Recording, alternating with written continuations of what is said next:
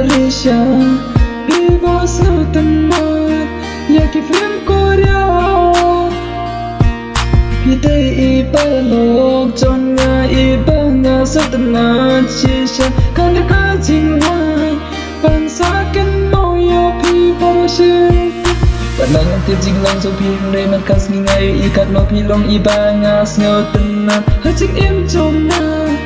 Kapaman kasni Nakan mau iyo pi Kelas pim jupai Pile kumbating Ray po haying kamobal pating ting Nanti balik kumi Ya baru ki paralo kunju Bangladesh Bangladesh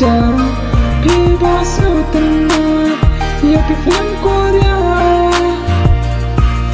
Kita ibalok Jonna ibanga setengah Shisha Kani kajimwa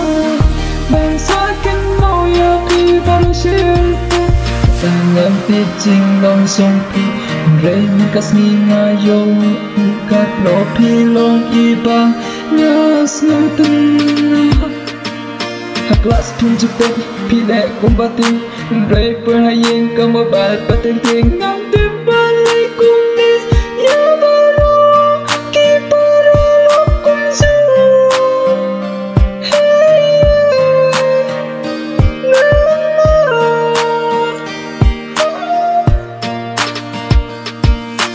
Kita setengah yaki film Korea Ya China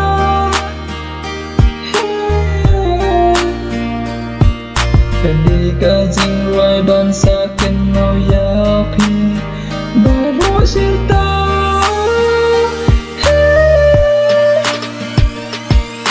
Bangladesh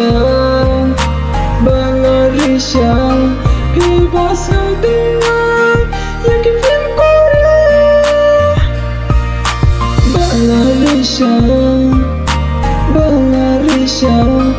Bebas dengan Yaki film Korea